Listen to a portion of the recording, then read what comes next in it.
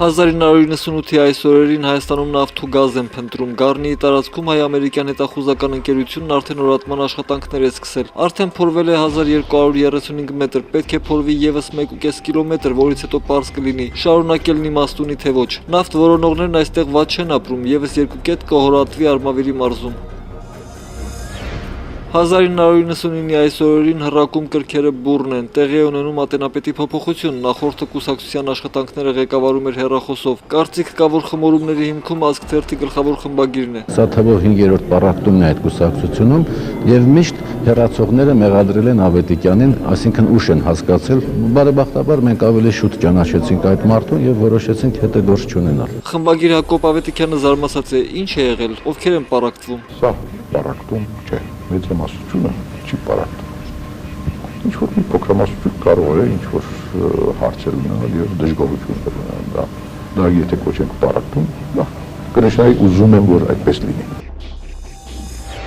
1999-ի փետրվարի 16-ին Հայաստանում ՄԱԿ-ի գրասենյակի դիմաց 18 քուրդ անժամկետ հացադուլ է սկսում ի պաշտպանություն վերջերս Քենիայի Հունաստանի դեսպանատանը թուրքական անվտանգության մարմինների ուժերով ձերբակալված Աբդուլլա Օջալանի։ ՄԱԿ-ի շենքը եւ հարակից տարածքներն ուժեղացված հսկողության տակ են, չնայած դրան կեսօրին մի քանի քուրդ ցուցարարներ խուժում են ՄԱԿ-ի հայաստանյան գրասենյակ։ Նրանք պահանջում են ազատ արձակել Օջալանին։ Ցուցարարները հակառակ դեպքում սպառնում են ինքնահարկիզվել։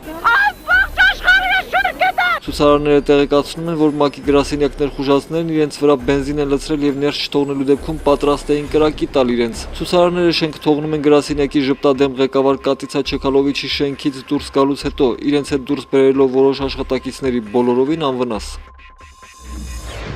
2000-ի փետրվարի 16-ին Հայաստանի քուրդ համայնքը կրկին ոտքի վրա է։ Քրդերը շարժվում են Ամերիկայի եւ Հունաստանի դեսպանատներ, հենց հույների աջակցությամբ է ձերբակալվել նրանց առաջնորդ Օջալանը։ Բողոքի գործողությունը համր էր եւ ավելին փակ աչքերով։ Ոնց Օջալանի աչքը որ կապեցին, որ չթողեցին։ Ինքը ազատ, ինքը իա հանգիստ խոճով ոնց որ ասած մի հատ իա ճանապարհ տենա, դրա համար մենք էլ էս վիճակով ենք։ Նույն օրը խորհրդարանը դեռ քննարկում է նույն տարվա կրթության ոլորտի բյուջեն։ 30 միլիարդ դրամ է հատկացվելու ոլորտին, մանկավարժների աշխատավարձն այս տարի կբարձրացվի եւ կդառնա 12000 դրամ։ Դպրոցաշինության համար գումար նախատեսված չէ։